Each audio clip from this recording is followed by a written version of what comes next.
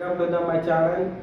Today topic is about Lord Parshurama and his birth and ఆయన విద్యలు ఎక్కడ నేర్చుకున్నాడు, నిజంగా అతని కన్నతల్లిని చంపాడా, అతను నిజంగానే కోపిష్టియా, అది ఈ వీడియోలో తెలుసుకుందాం. Let's get in to the video. అయితే పూర్వం ఒక మహర్షి ఉండే, అంటే ఋషురాలనే ఒక మంచి అంటే ఫేమస్ మహర్షి భృగు మహర్షి. అతని కుమారుడు రుచిక మహర్షి. అయితే అయితే అక్కడ పూర్వం అక్కడ ఒక గాతి మహారాజు అనే ఒక గొప్ప మహారాజు ఉండేవాడు. అతను ఒక స్వయంవరం పెడతాడు. అక్కడికి రాజులందరూ వస్తారు, కానీ వీళ్ళు ఋషులు కదా, బ్రాహ్మణ్స్ కదా. అయితే ఇతను కూడా వెళ్తారు. ఎవరు? భృగు మహర్షి కొడుకు రుచిక మహర్షి వెళ్తాడు ఆ స్వయంవరానికి. అయితే రుచిక మహర్షి బాగా మంచి మేధస్సు కలిగిన మహర్షి కాబట్టి అతనికి గాది మహారాజు ఏమనుకుంటాడంటే, ఇతను శాపం పెడతాడు అని ఒక షరత్తు పెడతాడు. అతని కూతుర్ని ఇవ్వాలంటే, రుచిక మహర్షికి ఇచ్చి పెళ్లి చేయాలంటే గాది మహారాజు ఒక షరత్తు పెడతాడు. ఆ షరత్తు ఏంటంటే, 1000 తెల్ల గుర్రాలు, ఒక కుడి చేతు నల్లగా ఉండాలి. 1000 గుర్రాలు, ఒక కుడి చెవి మాత్రమే నల్లగా ఉండాలి అని షరతు పెడతాడు. అలాగే రుచిక మహర్షి ఆ గుర్రాన్ని తెస్తాడు. అయితే గాది మహారాజు కుమార్తె సత్యవతి దేవి చాలా అందమైనది, గుణవంతుడు. అయితే అతను 1000 తెల్ల గుర్రాలు తెస్తాడు, అదే చెవి నల్ల మచ్చతో తెస్తాడు. అయితే వాళ్ళిద్దరికి పెళ్లి చేస్తాడు. ఇక గాది మహారాజు వాళ్ళిద్దరికి పెళ్ళి అవుతుంది. అయితే పెళ్ళి అయినాక సరే ఒకరోజు భృగు మహర్షిని ఒక వరం అడుగుతుంది. ఎవరు? సత్యవతి. మా నాన్నకి పిల్లలు లేరు కదా, సంతానం కలిగేటట్టు ఒక వరం ఇవ్వండి అని అడుగుతుంది భృగు మహర్షిని. అయితే అప్పుడు భృగు మహర్షి 2 పాత్రలు ఇస్తాడు, అంటే 2 పాత్రలు ఇలా ఫ్రూట్స్ అవి ఇస్తాడు. అయితే ఏం చెప్తాడంటే, భృగు మహర్షి ఏం చెప్తాడంటే, ఈ పాత్ర మీ మమ్మీకి ఇవ్వండి, ఇందులో మీ అమ్మగారికి మంచి క్షత్రియుడు, అన్ని విద్యలు కలిగిన యోధుడు పుడతాడని వాళ్ళ మమ్మీకి ఇమ్మంటారు.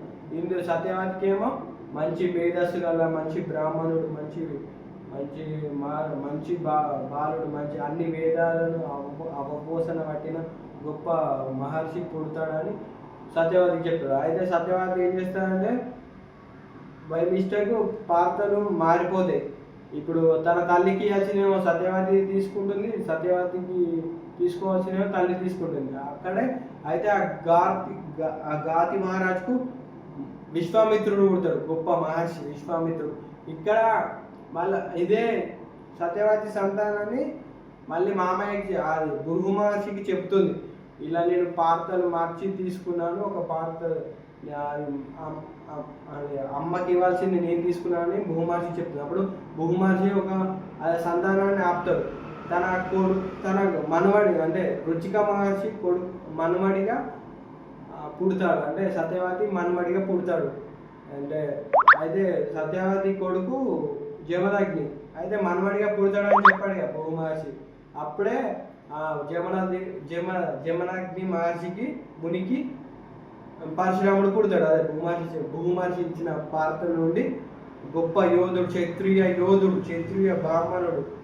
అప్పుడు జమదగ్ని మునికి పుడతాడు. రేణుకాదేవికి జమదగ్ని మునికి పుడతాడు పరశురాముడు.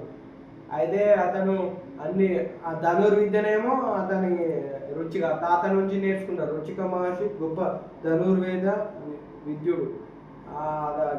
శాసనాల గ్రంథాల ద్వారా నేర్చుకుంటాడు ధనుర్విద్య. ఇంకా కొన్ని యుద్ధాలు డైరెక్ట్ శివునితోనే నేర్చుకుంటాడు. ఆ శివుడు ఇచ్చిన వారమే పరశు. ఆ పరశు అంటే గొడ్డలి, గండ్రగొడ్డలి. పరశుతో ఆ గండ్రగొడ్డలి వరం పొందుతాడు మహాశివుని దగ్గర. అయితే ఒకరోజు ఇది మన జమదగ్ని ముని దగ్గర ఆవు ఉంటుంది, కామదేవుని అనే ఆవు. అయితే ఒకరోజు కార్తవీర్యుడు వస్తాడు, కార్తవీర్యార్జునుడు. ఎందుకు జమదగ్ని ముని దగ్గరికి వస్తాడు. అంటే ఆవును చూసి ఆవు ద్వారా ఆతిథ్యం ఇస్తాడు. ఎవరు? జమదగ్ని ముని ఆతిథ్యం ఇస్తాడు. ఏంటంటే భోజనాలు పెడతాడు. అయితే జమదగ్ని ముని ఆవును చూసి కార్తవీర్యుడు మనసు పడతాడు. వాళ్ళ భార్యలు అది కావాలంటారు. అయితే జమదగ్ని మునికి చెప్పక చేయక ఆయన ఆవు తీసుకొని వెళ్తారు. ఈ విషయం తెలిసిన పరశురాముడు అది కార్తవీర్యార్జున దగ్గరికి వెళ్ళి యుద్ధం చేసి అతను మాటలు చెప్తూ వినడు. అందరి సర్వ సైన్యాన్ని నరికేస్తాడు. కార్తవీర్యార్జునుడు 1000 చేతులు నరుకుతాడు. నరికి చంపేస్తాడు కార్తవీర్యార్జునుడిని. నరికి ఇంత రక్తపాతం సృష్టించి ఆయన ఈ పాపం కట్టుకోవాలని జమదగ్ని ముని తీర్థయాత్రకు వెళ్ళామంటాడు. తీర్థయాత్రకు వెళ్ళొస్తాడు. అయితే ఒకరోజు పరశురాముడు అడవిలోకి వెళ్తాడు. అయితే ఈ కార్తవీర్యార్జున కొడుకులు వచ్చి ఆశ్రమంలో అప్పుడు రేణుకాదేవి జమదగ్ని ముని ఉంటారు. అయితే జమదగ్ని మునిని చంపేస్తారు, తల నరికేస్తారు. అయితే రేణుకాదేవి 21 సార్లు రామ భార్గవ రామ అని గట్టిగా అరుస్తుంది. 21 సార్లు. అవిని లెక్కిస్తాడు, ఎన్నిసార్లు పిలిచింది మా అమ్మ అని లెక్కించి 21 సార్లు పిలిచిందని వస్తాడు. పరిగెత్తుకుంటూ వచ్చి ఆ కార్తవీర్యార్జుని కొడుకులు మీ తండ్రిని చంపేశారని రేణుకాదేవి చెప్తుంది. ఆ కోపంతో వెళ్ళి అక్కడ కనబడ్డ చిన్న పసివాడిని కూడా, మగవాడైతే చాలు, శత్రువుడు అయితే చాలు నరికేస్తాడు. అందరినీ నరికేస్తాడు. చిన్న పిల్లలని కూడా నరికేసి ఎవరైతే గాజులు వేసుకొని వాళ్ళు కొందరు మగవాళ్ళు కూడా గాజులు వేసుకొని కిటికీ బయట నుంచి చేతులు ఊపితే అప్పుడు వాడవాళ్ళని వదిలేస్తారు. కొందరు గోశాలలు అంటే గోశాలలు ఆవులంటే ఇష్టం కాబట్టి గోశాలల్లో జాగ్రత్త వాళ్ళని వదిలిపెడతారు. అట్లా చంపేసి మొత్తం వాళ్ళని తుడుమునాడి 7 కాడికి నరికి ఖండాలుగా నరికి మళ్ళీ వస్తాడు. అట్లా 21 సార్లు భూమండలం మొత్తం తిరిగి 21 సార్లు మొత్తం క్షత్రియులను అంతం చేస్తాడు. 21 సార్లు భూమండలం మొత్తం చుట్టి శత్రువులందరినీ అంతం చేస్తాడు. అలా అంతం చేస్తాడు. అండ్ ఆ రక్తాన్ని మొత్తం 5 కురుక్షేత్రంలో 5 పంచకుంటలాలుగా విభజించి ఆ రక్తాన్ని వాళ్ళ పితృలకు తర్పణం వదులుతాడు. వాళ్ళ పితృదేవతలకు పితృ తర్పణం వదులుతాడు వాళ్ళ రక్తంతో. పరశురాముడు చిరంజీవుడు. ఎందుకంటే మనకు ఇక్కడ ద్వాపరయుగంలో ఉంటాడు, సత్యయుగంలో ఉంటాడు, ఇలా ఉంటాడు. ఇప్పుడు కలి రాబోతున్నాడు. అక్కడ మన కల్కి అవతారానికి సహాయం చేయడానికి ఆ యుగంలో కూడా ఉంటాడు పరశురాముడు చిరంజీవుడు. అయితే ఈ విషయం చెప్పాలి.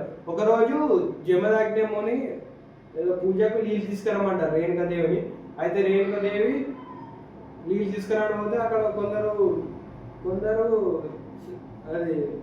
అది నదిలో కొందరు సరసాలాడతారు వేరే వాళ్ళు.